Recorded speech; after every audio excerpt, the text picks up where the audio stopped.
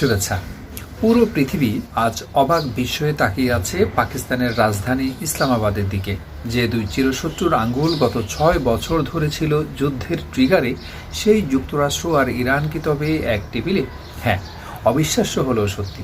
প্রায় অর্ধ শতাব্দী পর, অর্থাৎ ৪৭ বছর পর এই প্রথম সরাসরি উচ্চ পর্যায়ের সংলাপে বসল ওয়াশিংটন আর তেহরান।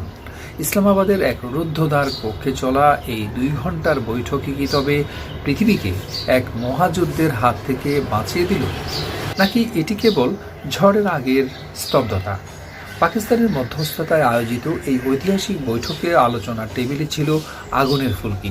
ইরানের প্রতিনিধি দল সরাসরি দাবি তুলল তাদের উপর থেকে সব আন্তর্জাতিক নিষেধাজ্ঞা অবিলম্বে প্রত্যাহার করতে হবে এবং মধ্যপ্রাচ্যের মাটি থেকে সরিয়ে নিতে হবে মার্কিন সৈন্য। অন্যদিকে যুক্তরাষ্ট্র চাইছে তাদের জাহাজের নিরাপত্তা এবং পরমাণু কর্মসূচির উপর কঠোর নিয়ন্ত্রণ।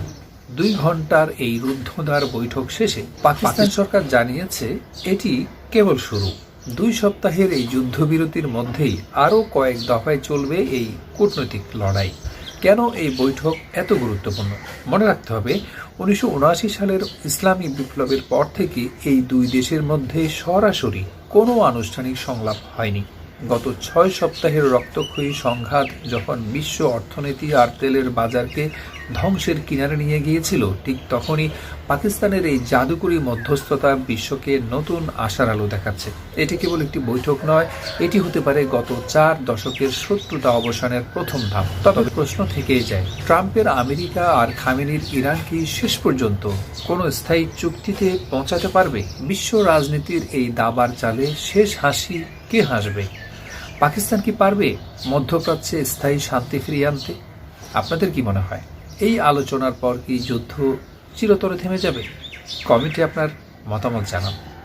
ইতিহাসের পাতায় নাম লেখানো এই খবরের সব আপডেট সবার আগে পেতে সাথে থাকুন। ধন্যবাদ।